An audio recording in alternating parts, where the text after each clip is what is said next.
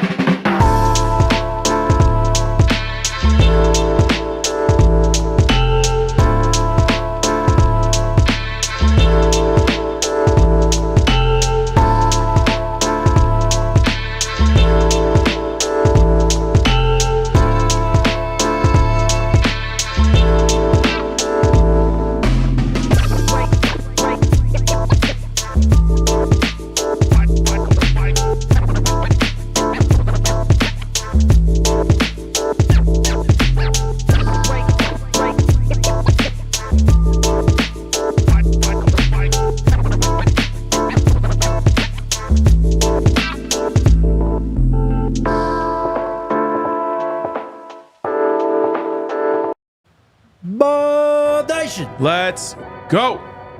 Welcome into the Toyota Lounge. Driven by your Front Range Toyota stores. Toyota, the official vehicle of DNVR. It is DNVR Buffs. Prime time bye week number 2 starts today. Bye weeks suck, but being bowl eligible does not suck. Not at all. And once again, shout out to the Buffs, man. They have taken care of business in arguably from a fan viewership standpoint, the 3 most important games of the year. Mm-hmm. Week 1 when we played on Friday or Thursday? I can't remember. I think Friday. We played on Friday. No, we played on Thursday. We played on Thursday. Yeah. Yes, you're right. Which gave us Friday and Saturday to just kick back, relax, enjoy the weekend. Mm-hmm. They won the game before the first bye week. Mm-hmm. Allowed you to just kick back, relax, enjoy that bye week. And then, of course, they win the game before the second bye week. So now we get to start scoreboard watching. Yes. Welcome to mattering in November. Yeah. In college football. It's great, isn't it? It's been a long, long time. I mean, honestly, since 2016. I feel like we should just, as a society, just throw out the COVID year, so we don't even have to qualify it anymore. You're not going to get any pushback from me, bro. And we'd lose a Lakers championship. And there you go. Now you're I think we should just throw that out. But really, it's been since 2016, since we got to look at the standings and say, okay, what needs to happen for this, that, the other. And it's great. It's one of the best feelings in sports when all of a sudden, not just your games matter, but everyone's games matter. Mm-hmm. I don't know if I'm a football fan really over everything when it comes to sports, but I love all sports. Mm-hmm. But when the Nuggets were going on that run 2 years ago in the playoffs, it was so fun because I could watch an Eastern Conference playoff game and be like, I mean, one of these teams might end up playing the Nuggets. It's worth watching, you know? That makes it so fun. So we have unlocked one of the more fun parts of sports, which is your team being in it during the home stretch and getting to scoreboard watch and keep an eye and start figuring out things like we're doing today, which is what's it going to take? Mapping the path. Do you want to start with that, or do you want to do your leftover takes from Cincy? Let's tie a bow on Cincy. Okay. Starting off with final takes from Cincy. It should be said, though, first, Isaiah Gustav named Big 12 Newcomer of the Week, and Travis Hunter named the Big 12 Offensive Player of the Week. He becomes the first player in Big 12 history to be named Offensive and Defensive Player of the Week. He won Defensive Player against Baylor, I believe. Would you say he's making records, not chasing them? That's exactly what I'm saying. Yeah, hell yeah. Remarkable, man. And I'm sure someone's working on the research. If I wasn't working on the research of Big 12 tiebreakers, which are a absolute mess, I was going to start looking to see if I could find, has any other player ever done it in another conference? Mm-hmm. I'm just trying to remember, of recent, there was, I think it was Shaq Thompson, who was at... he did. Miles Jack played 2 ways at UCLA. So maybe it's happened in the past. I was just trying to think of, are there guys that it could be? Obviously, the obvious ones like Champ Bailey, Charles Woodson. Right. So it's maybe happened before, but never in the Big 12. Yep. It's pretty unprecedented, man. I'll start off with my takes, really. Levante Bentley set the tone from the opening play of the game. just shooting that gap right up the middle of Cincinnati's offensive line, getting that tackle. I don't know, was that a TFL or was that right at the line of scrimmage? Either way, that really set the tone. And something, I've only made it through close to halfway through the game, but there were so many instances where the Buffs just missed a tackle, and they really could have put a stranglehold on Cincinnati's offense, more specifically the run game of Cincinnati. Mm-hmm. Yeah, I will say, Kiner, is that his name? Yeah, good back. He made some nice moves. Yeah. That's kind of the only way that you can run the ball against Colorado, which is like making someone miss one-on-one in the hole. Mm-hmm. And obviously DJ Giddens did a great job of it, but he did a not as good, but good job of it as well. Like he had one where he had a spin move. Both Nakai Hill-Green and Cam Silman-Craig had him dead to rights, and he spun and made both of them miss. I was like, damn, he's got a nice little bag of moves. Are you going chronological? I've kind of just got a little bit of stuff. It's mostly on the opening few drives. Okay. Because I saw a concerted effort for a number of things, I thought. All right. Well, let me... I guess we're just going to empty these out randomly. Yeah. Here was my biggest takeaway when I rewatched.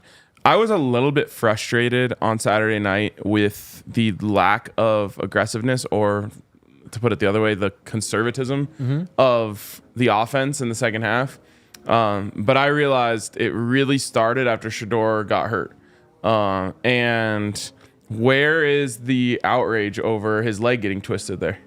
It's crazy, dude. And someone's mentioned this before. He's got to be one of the most roughed quarterbacks in the country. Yep. With how many personal fouls, roughing the passers happen against him. Just late, cheap, borderline, just like dirty shots that he takes. I mean, everyone saw the highlight yesterday, or low light, of the Saints player, twisting Justin Herbert's knee. Yeah. And, the ensuing outrage over that, which is warranted. Mm-hmm. I'm not seeing a lot about Shedeur's leg getting twisted, which made him, be hampered. And that's really when they dialed it back. Yeah. So I guess I give a little bit of a free pass there of like during the game. I was like, I said it on the postgame show. I'm like, the guy can't miss. Just let him throw the ball. Like, I know we want to run the ball and we should, but 3 straight runs and punt is driving me crazy. Mm-hmm. And then I went back and watched it. And I'm like, okay, he was hampered. And then there's 2 4th and 1s we didn't go for, which in the end, in the moment you want to go for it so bad. But when you look back and you won the game, you don't really complain about that stuff. Yep. I will say though, the one that I think was on the Cincinnati 40-yard line, I was like, man, this is that the first one? Yeah, I think so. I was like, man, this is just an opportunity to just like go put a nail in the coffin. Yep. But I think you can kind of see it on the TV copy. Shedeur's on the sidelines. I think we called a timeout right before the play. They go over to discuss it. It's Pat Shurmur, Coach Prime, and Shedeur. And I'm guessing what Coach Prime asks is, can you sneak it? And I think Shedeur hesitates. Yeah. And right then, Coach just says, punt, punt, punt, punt. So, again, I think, him being banged up played a little bit of a role in why they just kind of tried to run it out and get out of there in that game. No, I felt the same, especially on that first 4th and 1. I mean, like you said, I felt like there was an opportunity to put the nail in the coffin. There was a concentrated effort to get Jimmy Horn the football early and often in this football game. And it's something I think we and a lot of people have been calling for. And it was just great to see. We need more of that. That needs to happen this next game against Texas Tech. Get that guy the ball. Allow him to make plays in space, because you saw what happened. He's a playmaker, man. And he's one of those guys with, the touchdown that was unfortunately called back again. We don't have to get into the stupid penalty over unsportsmanlike conduct or whatever. But the dude just makes one tackle miss and he's gone. Yeah. He's got game-changing speed. No, he really does. And I mean, even just the little things like, they did a lot of the stuff that we've been asking for, like the drag screen to him. Mm-hmm. And Travis makes an unbelievable block. Great job to not block in the back on that play, and they convert a 3rd and long. Yep. The play where he cuts it back. I know, dude. Crazy play. Well, and I think we talked about this the last time Jimmy got out in the open field, but Bucky tweeted it too yesterday, just like, my God, when he goes to full speed, it looks like he's floating. It's truly like Olympic runner style. Like even just his form, he's so like compact in his stride. Mm-hmm. And when he gets going, man, it's out of this world. if you were to put Jimmy Horn on like, and I know he did play at USF, but he's gotten even better and better every year. But like, if you were to put him on even just an average team, they would be trying to get him the ball like 13 times a game at least. He'd be getting the LaJohntay Wester treatment at FAU. Yes. Yep. But I think, and I hope that playing in this offense with these guys, the success, the eyeballs will end up being more beneficial for his NFL draft stock. I mean, you know, I know it's killing him. It's killing all of us that touchdown got taken off the board. The film is still out there. 100%, bro. The film of that play still exists. You can't take that away. The people who actually grind the film and are going to see that play. Yep. Absolutely. And that is game-breaking, game-changing speed that, like, you don't even really see that in the NFL on a consistent basis. Mm-hmm. So he's going to get looks. Yep. And honestly, he could be a candidate to run the fastest 40 here in February at the Combine. Very much so. Last note I really have is I absolutely love the variety in the run game. I talked about Jordan pulling in the post-game show, but how about how they use Savell with that short motion? And you can't do this now, but you used to be able to do the crackback blocks. Yeah. But he was still he was just pin. Like these pin blocks where all he had to do was just literally get in the end's way, and then the run is just going around him. Yep. Beautiful. Loved it. Yeah. That was my favorite thing to do when I played tight end in middle school, especially. We had a ton of crackback blocks. Oh, yeah. And it was just like sick. I just get to tee off at a guy who's not looking. You used to be able to just throw your body and shoulder into a dude. And you could see Savell. He's just like making sure that he's not like trying to kill someone. It's basically like setting a pick in basketball. Exactly. But yeah, dude,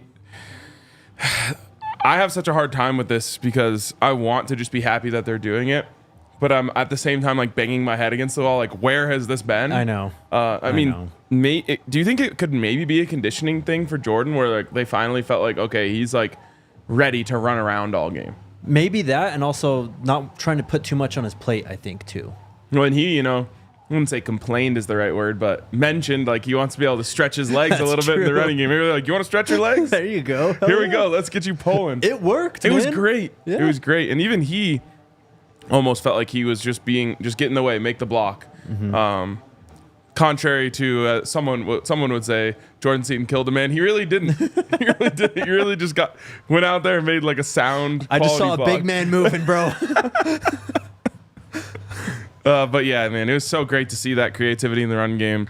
And we still haven't got a chance to see Isaiah Augusta at full speed. But how about the way that he keeps his legs churning? That's where I wanted to go next. He's been a revelation for this team. Absolutely.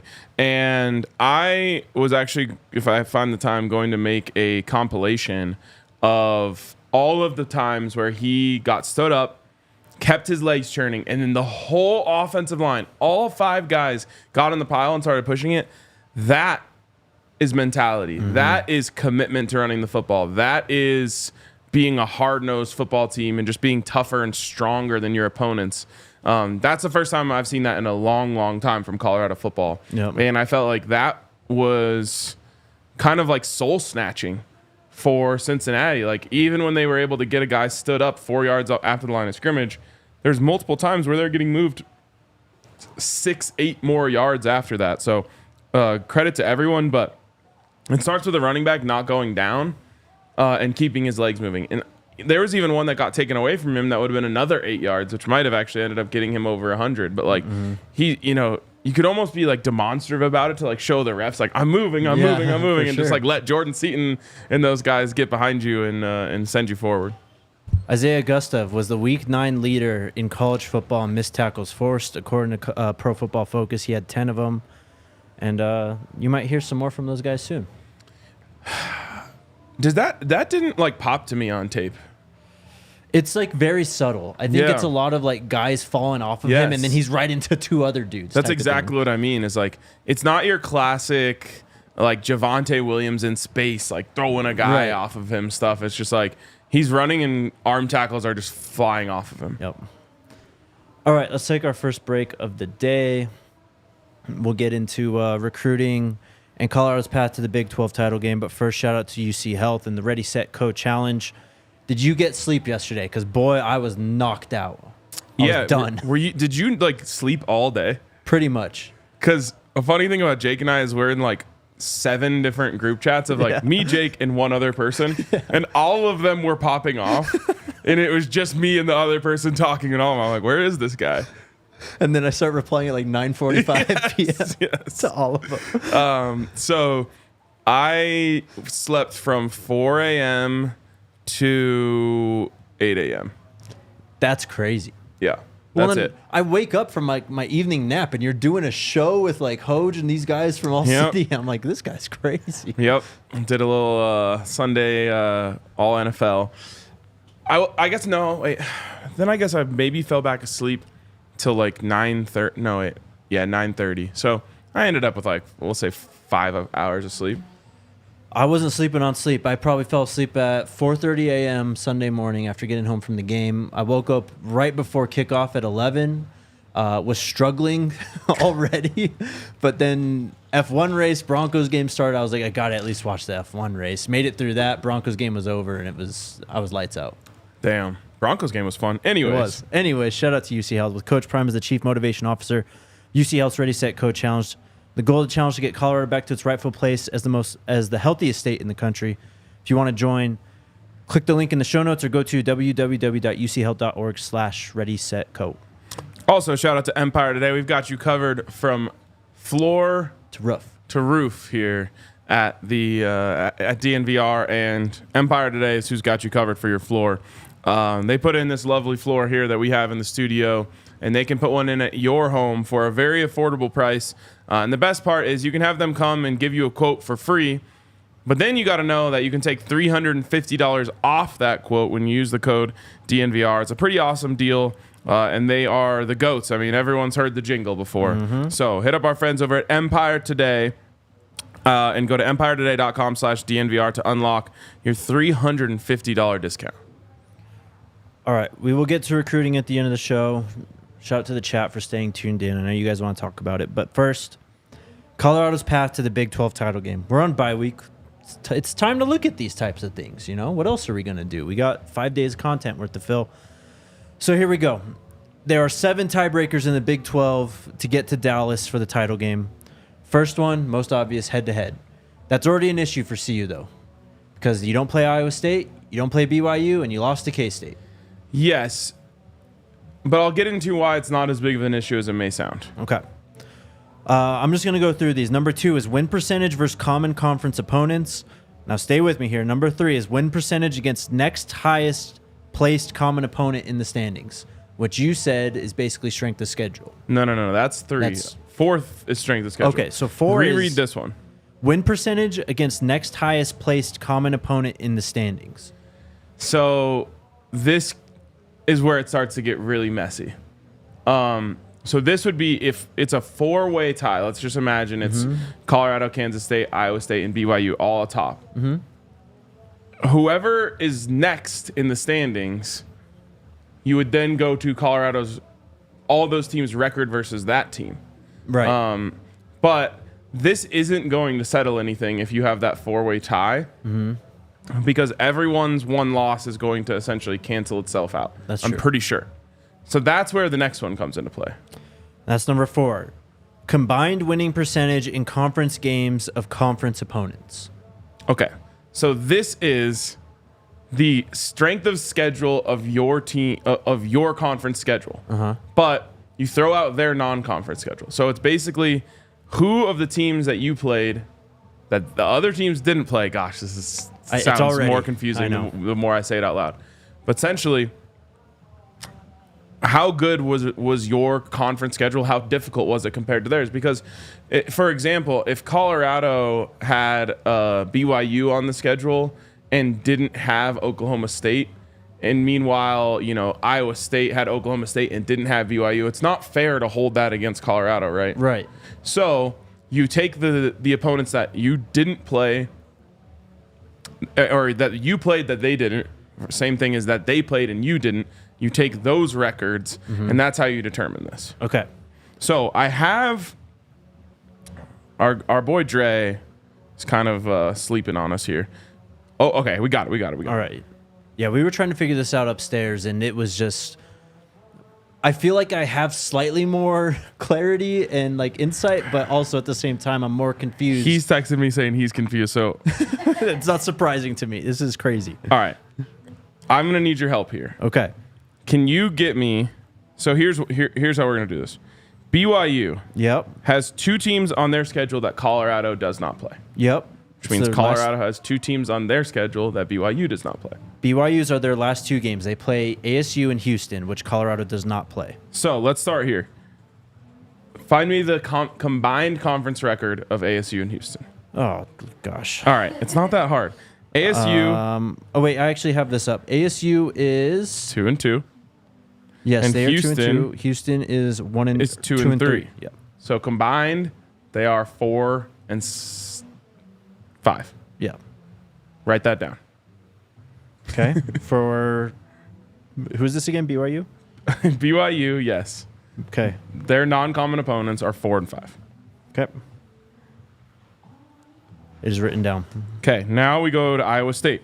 The 2 teams that they play that Colorado doesn't are Houston and West Virginia. West Virginia is 3 and 2. Houston is 2 and 3. That gets us to 5 and 5. Okay. I don't know why. Got it. Okay. And let me just start here. Colorado has to win out for any of this to matter. Yes. Next one is Kansas State, but I don't think we need to get into that one because if Colorado gets into this tiebreaker with Kansas State, they would lose that one. So what you need there is either Kansas State to lose or Kansas State to be first. Okay. To get a rematch. Exactly. Okay, so now we need the records of the teams that Colorado plays that BYU doesn't. Did we have these written down or no? So I thought we did, but for... Oh, man. They've got Arizona. It's Tech and someone else. Oh, no. Yeah, it's Tech and... Arizona? I want to say...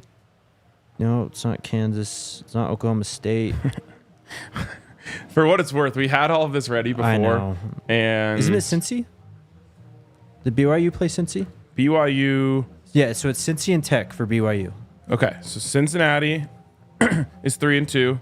Texas Tech is 3 and 2. So to go through this, Colorado would have, if it went into this 4-way tie, Colorado would have the tiebreaker over BYU. Again, they would need BYU to lose a game. Okay, now we do this same exercise for Iowa State.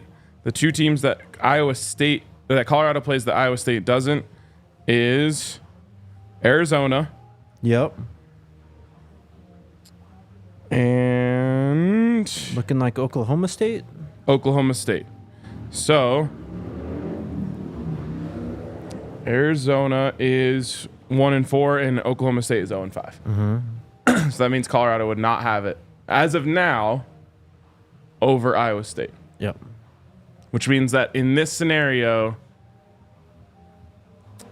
it would be Kansas State and Iowa State. If the Big 12 title, let's just say all teams had 1 loss right now, which they don't. You still need Iowa State and BYU to lose. But if it were to happen today, Colorado would not have the tiebreaker over those teams. This is important to know because it basically means that you need Iowa State out of this mix. That's the easiest path. One of these guys has to lose, if not both of them. If Kansas State wins out, BYU has to lose either Utah or Kansas, preferably both, because then we get into these tiebreaker situations. If Iowa State wins out, then BYU has to lose twice, because that would mean Iowa State beats Kansas State once. No, it's not true, because you have that tiebreaker over BYU. The number 4? Yep. Okay. Oh, no. But number 3 would probably go to BYU because they beat Kansas State. Yes. Okay. But if you can get... this is what we mean when we say it's going to get messy. This has been the last 30 minutes before this show.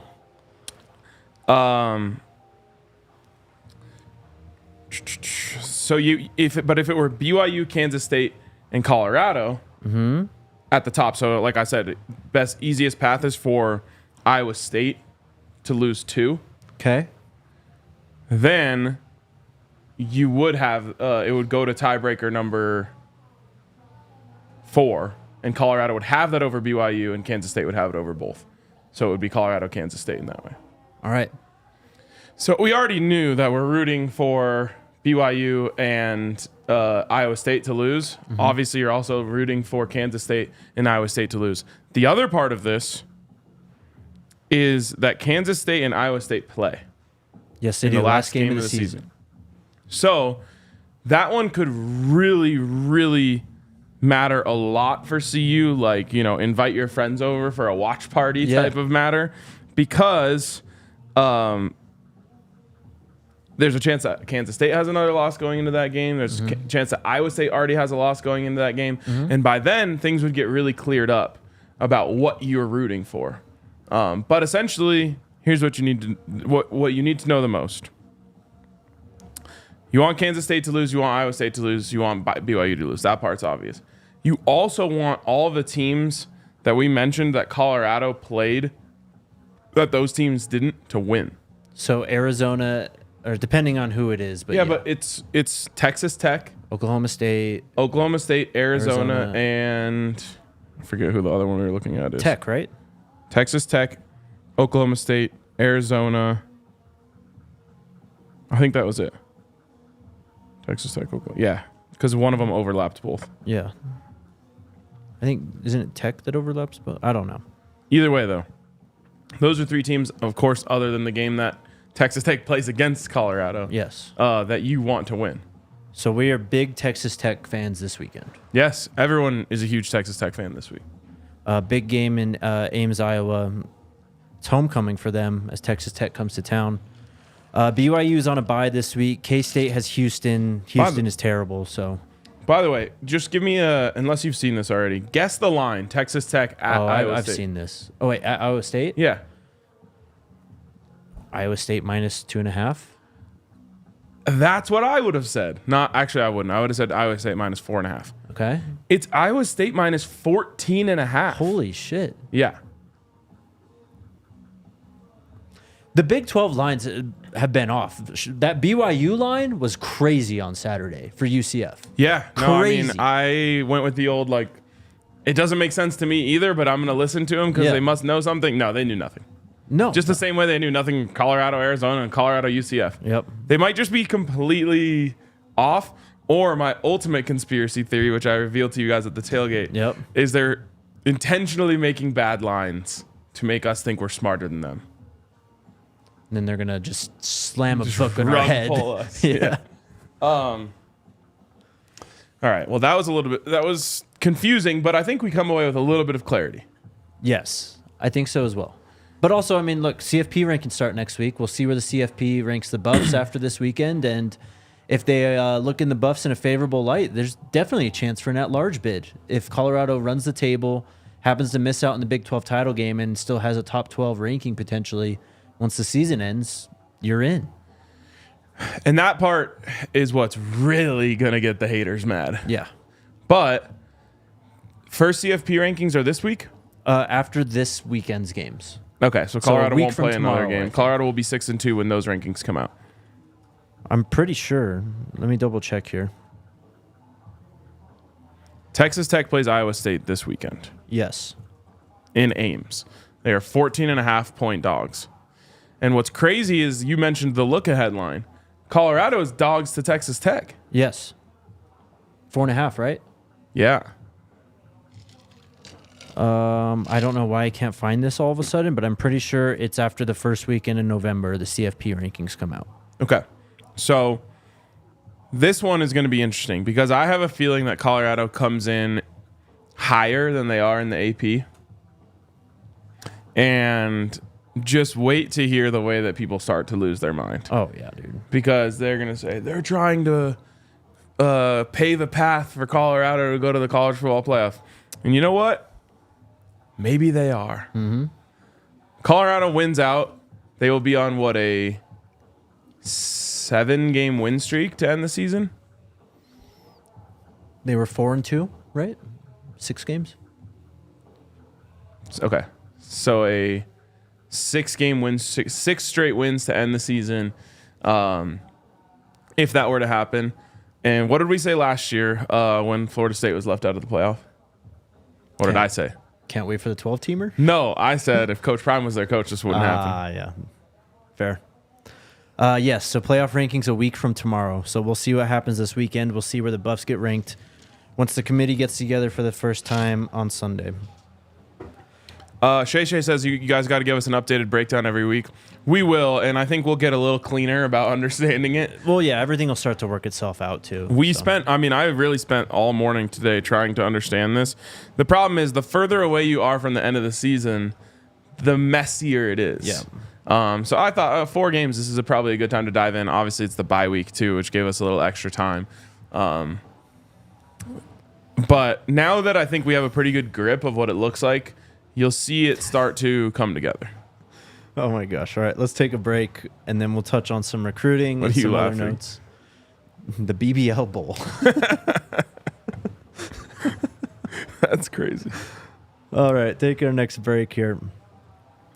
Shout out the homies at Bet365, and they got an awesome offer going right now. They still have the bet and get offer where you deposit $10, place a $5 bet on anything. As soon as that bet clears, you'll get $200 in bonus bets into your account. But right now, you'll also get 2 months of Altitude Plus when you sign up with the code DNVR365, and you'll still get in on that bet and get offer.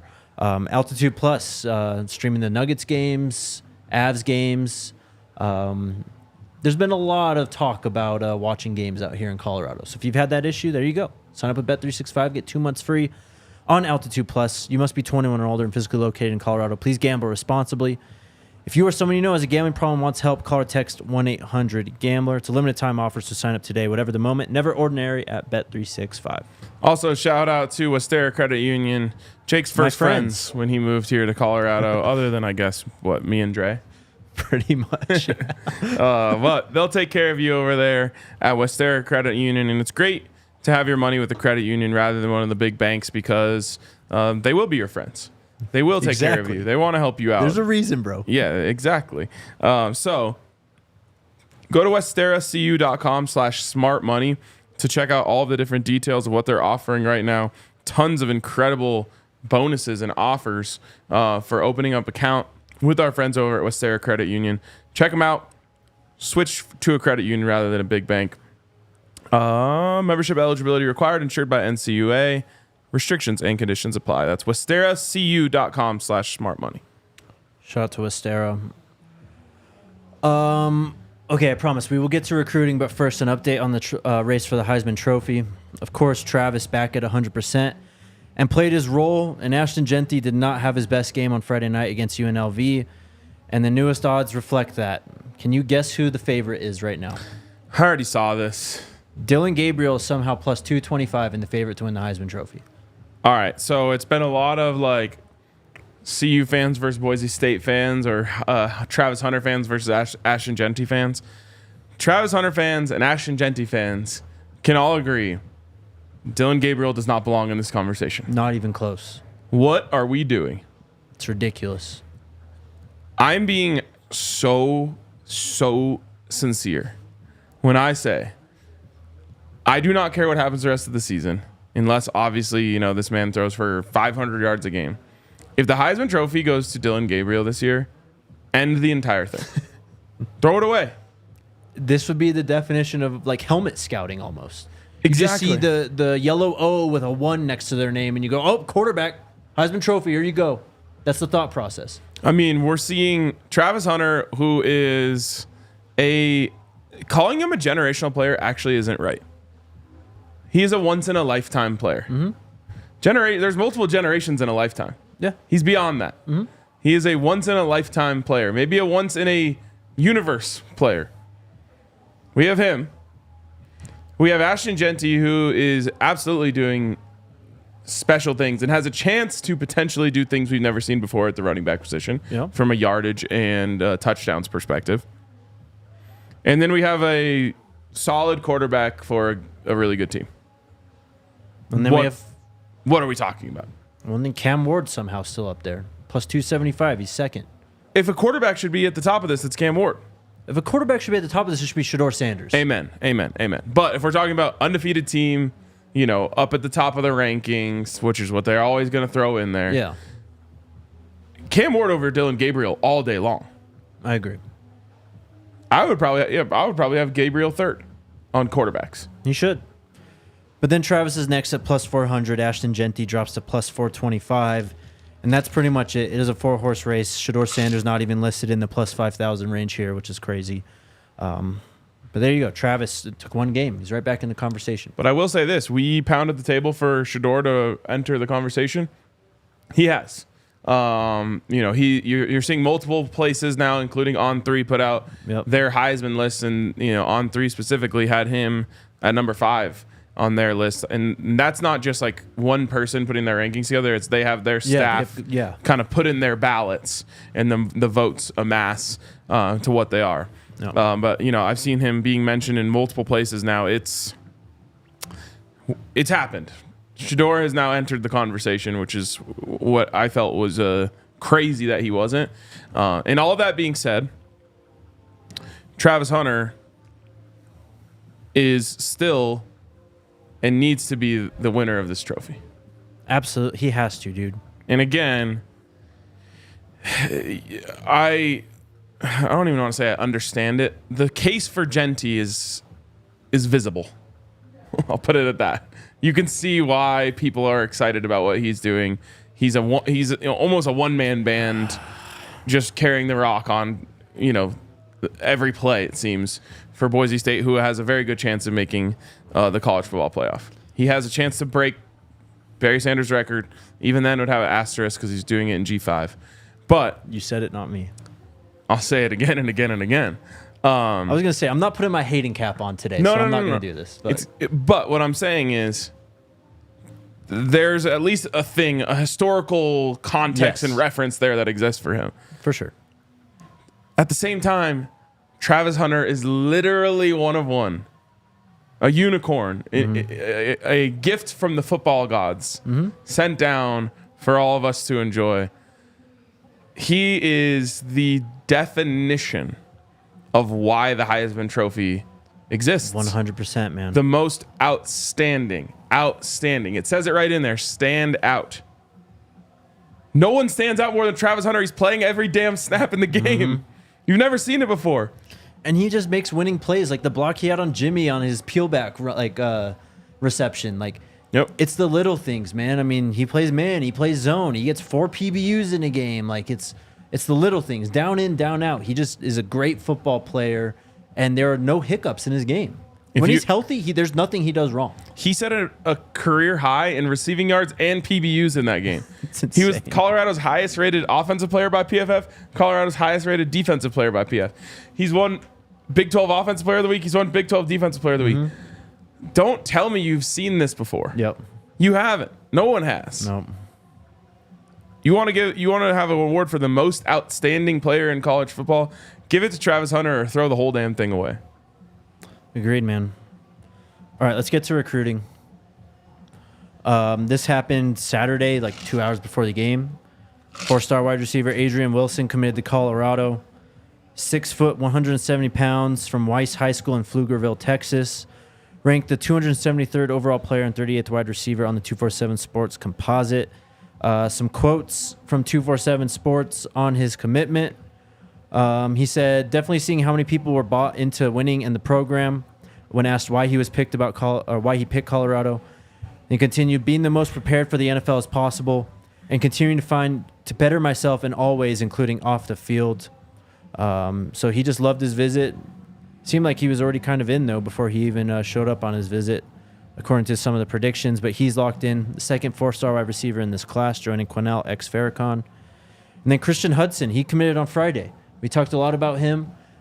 He was one of those UCF kids who was at the UCF game, saw what was going on, saw what happened on the field, took his OV, had a good time, and then he finally pulled the trigger and committed on Friday. So now you have a defensive lineman in this class. Yeah, and a dog at that. By the way, did you see another player decommitted from UCF today? Yeah.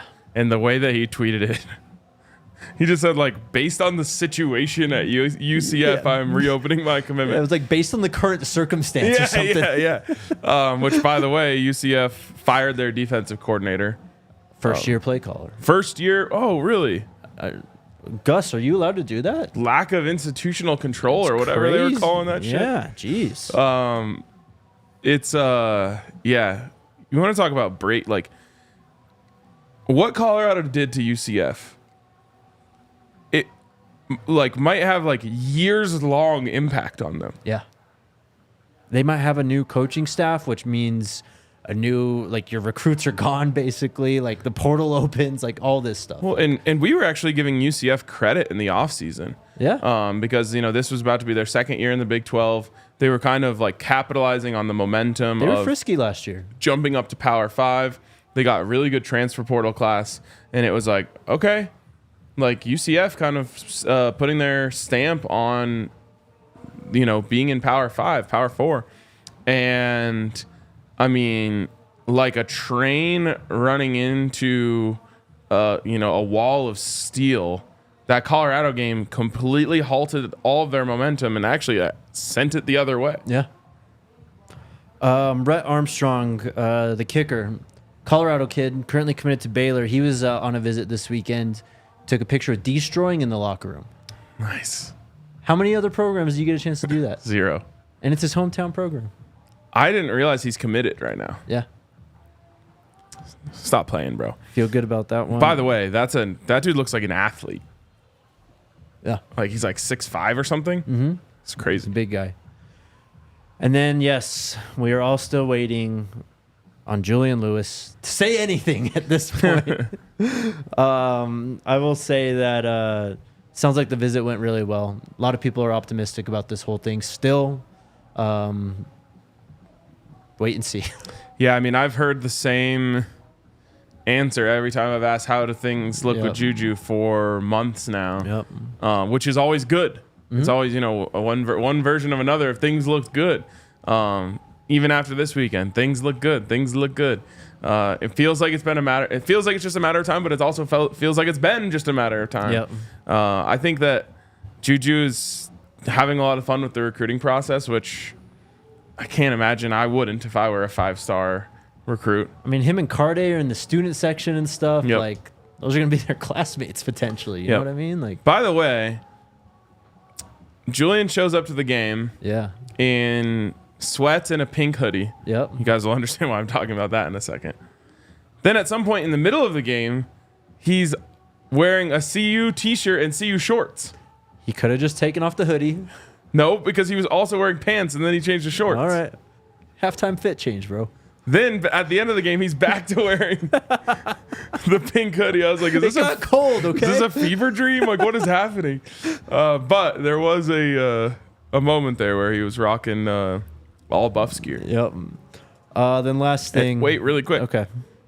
And then did Coach Prime make a reference in his post-game presser to Juju? He might have. He said, "Oh, are we doing the thing tonight?" Yep. So we'll see. I think that something I've learned about recruiting, especially in these last couple of years, is like you kind of have to just take it for what it is. If you sit here like biting your nails over when's a guy going to commit, is he going to commit, how's he going to commit, you can end up getting really frustrated with recruiting. Mm-hmm. Jordan Seaton was a lesson learned for me of just like, all right, whatever happens, happens. I don't expect a time. I don't expect anything. Yep. Let's just ride this thing out and find out what happens. But I still feel very good, and people that I talk to feel very good about Juju being a Buff. Same. You didn't mention with the pink. Shedeur was, it's Breast Cancer Awareness Month, first off. So that's why the pink is back for this month. But Shedeur was in the pink for the game, too. Julian shows up wearing the pink. LeJontay had it. Yep. And then DC also. He was on the sidelines hanging out with DC a ton. Yep. That's his QB coach. Last thing, this came out today from Hayes Fawcett. 4-star interior offensive lineman Zeke Helton from Carrollton, Georgia, is down to 7 schools. Florida State, Alabama, Georgia, Miami, Texas A&M, Indiana, and Colorado. All right. 2026, so there's a lot of time, but Carrollton. One more year, right? Yeah, next season. Okay. Again, Carrollton. Yeah, Carrollton. Let's take our final break, and then we'll get to the chat. Get your questions in right now. Also, hit that like button and hit the subscribe button. We are on the quest for 100,000 subscribers. Let's try and break that this week because we have some cool stuff planned. Oh, it's happening this week. No fans or butts are better. There you go. All right. Shout out to the homies over at Circle K. I kind of miss the bus, and I miss being on the road. So I'm excited for after this bye week that we get to go back, hit up our friends at Circle K, clean them out again. Yes. Yes. Yeah. Shout out to that Colorado Springs Circle K. They might get an extra truckload of shipments this week because of what we did last weekend. Yeah, definitely.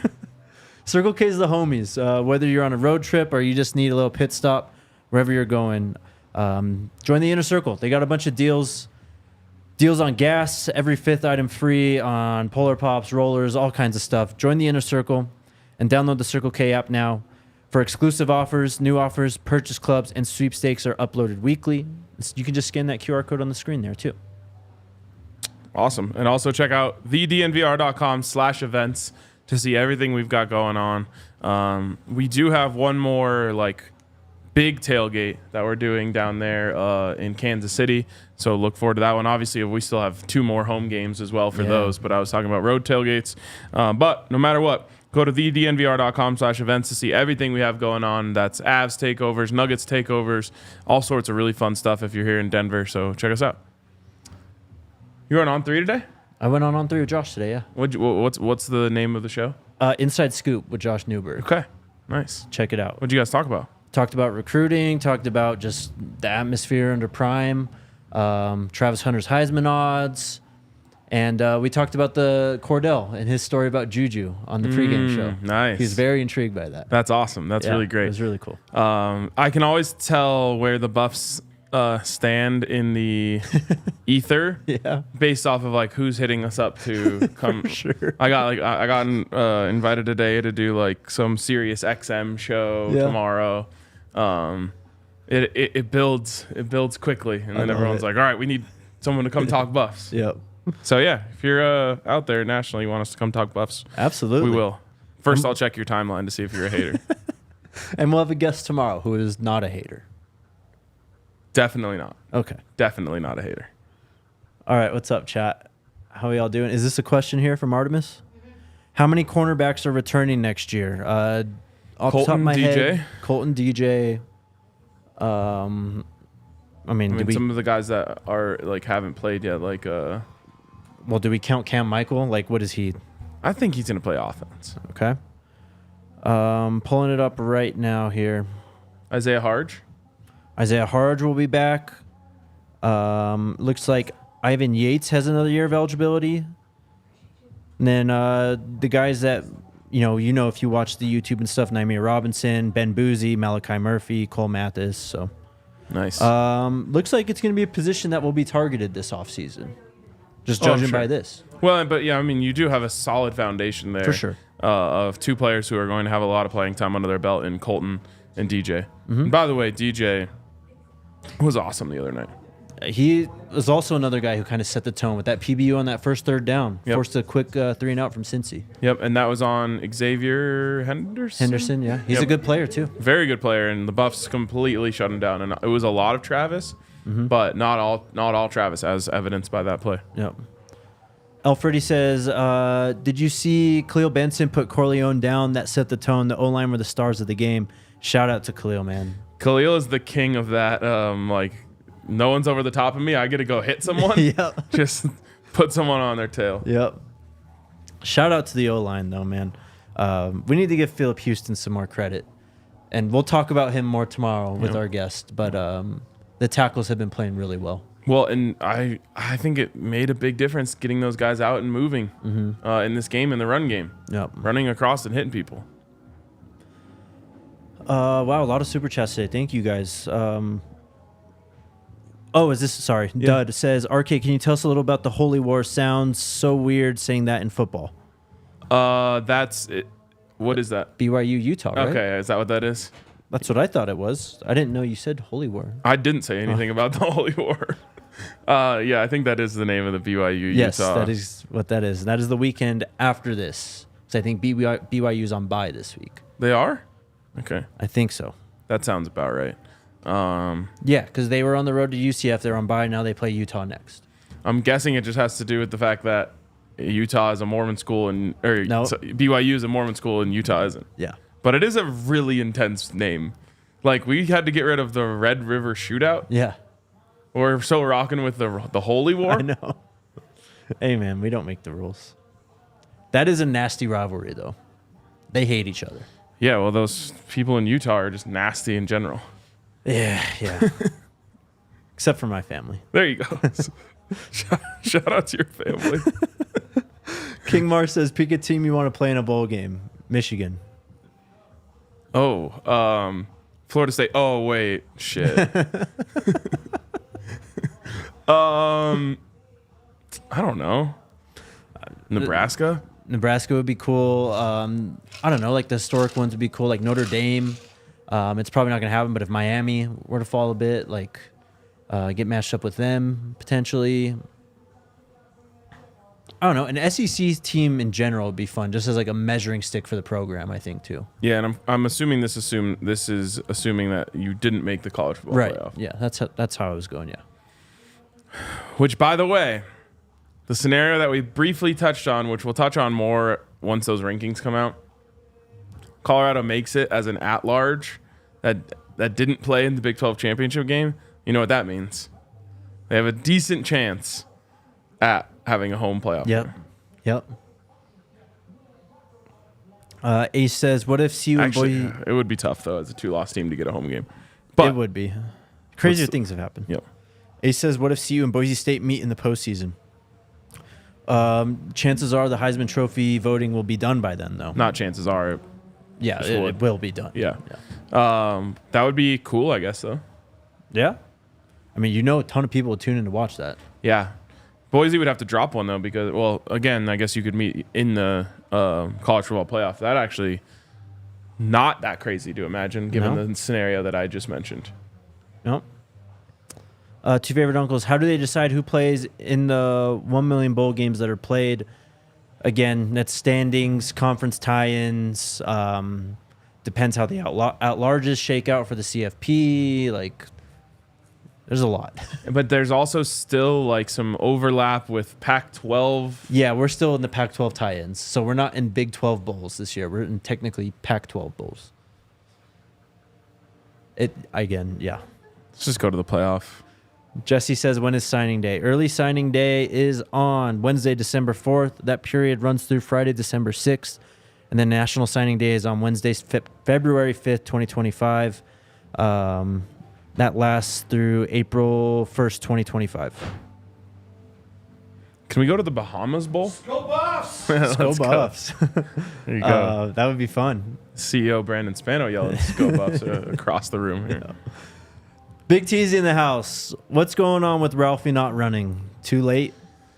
Yeah, I mean, so if you remember last late game, she had her worst run of the season in the second half. Right. And they were like, she was sleeping. We had to wake her up to run. Then she had her worst run of the season to start this last game.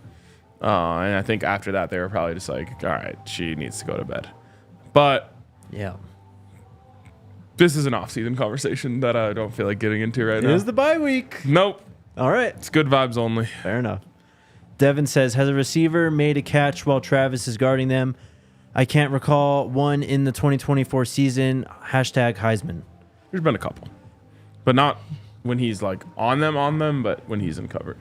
There were some against North Dakota State where he was in zone and he was that's what I mean. 5 yards away and they made the catch. So. Yeah, and there's like a couple like comebacks and whatnot. But we almost, we were a couple inches away and maybe a few miles per hour less velocity away from Travis making a one-handed interception and going back for 6. Oh my gosh. We need a Travis Hunter pick 6. This is crazy this hasn't happened yet. If you would have told me before the season, set the over-under on Travis Hunter's highest PBUs in a game, I would have said 1.5. Because I would have thought there's no way they're throwing at him 4 times to give him a chance for 4 PBUs. Or I guess, you got to throw him at him even more than that. But I can't believe he got 4 PBUs in a game, but we were very close to a pick 6 there. Mm-hmm. Should have had at least one. Not getting into it. Big T's in the house again. Watching different shows in practice, including the 2-pod, Jimmy forget plays and routes and it shows in games. You think it will hold him back from the NFL? Jimmy's going to be an NFL player. Yeah, no. Thank you for the super chat, though, TZ. East Coast Kev, what's up? So Paul Feinbald is walking back his comments he made about Coach Prime and Colorado before the season. He's even taking credit for Prime's success. He's a clown. Can you make the questions a little bigger, Alyssa? Please. I can't make them bigger on here.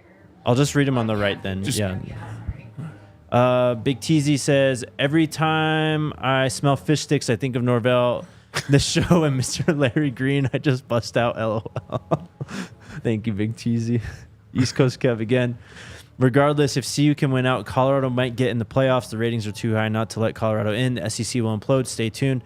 Yep, we talked about that, and it is very, very tight in multiple conference races right now. So there's a lot at play still. Well, and everyone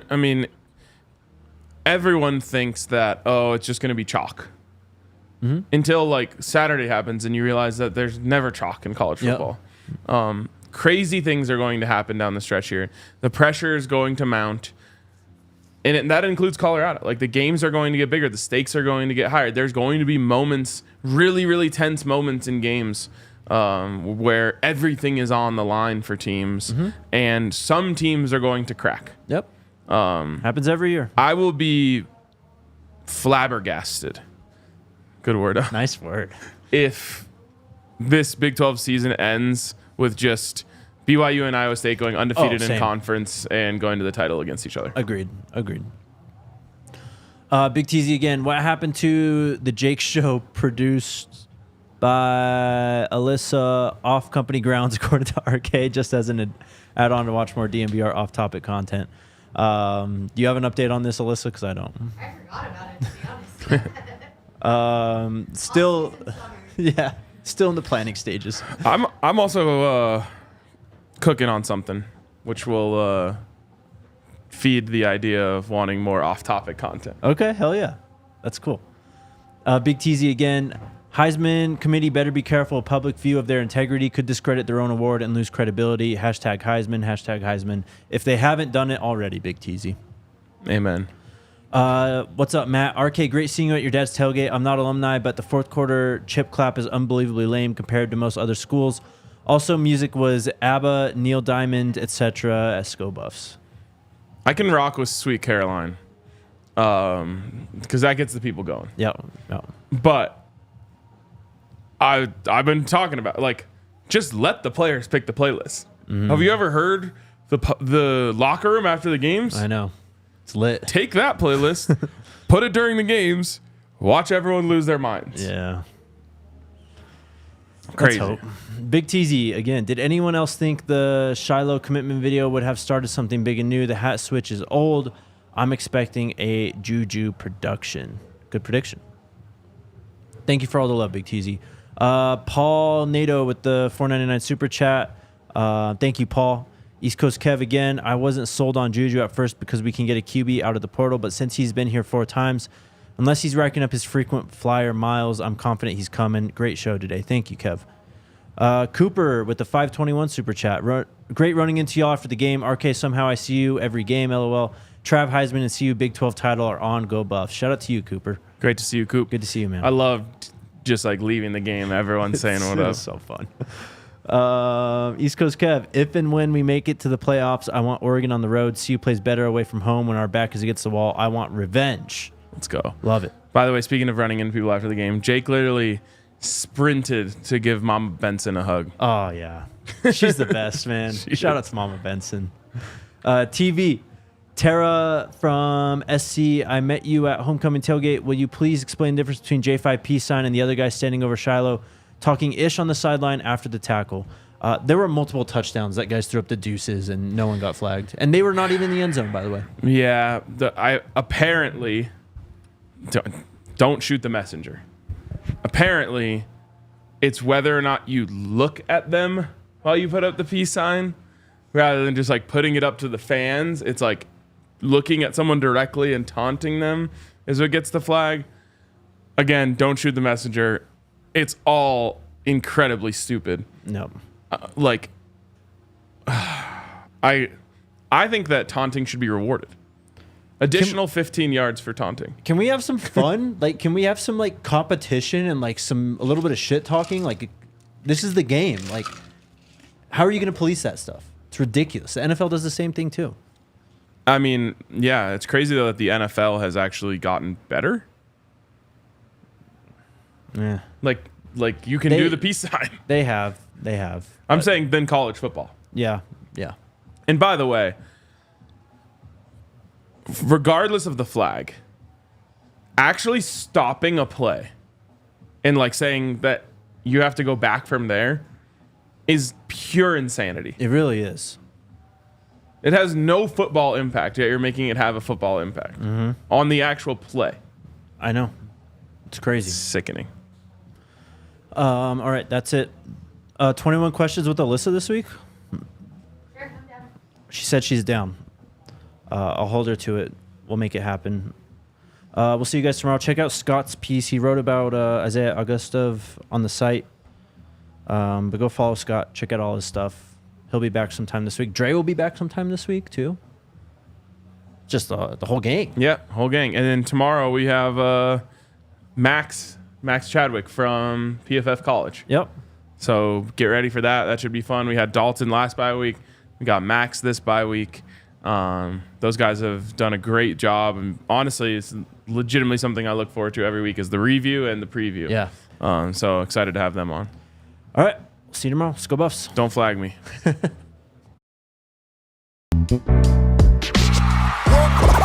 all silly like the mayor.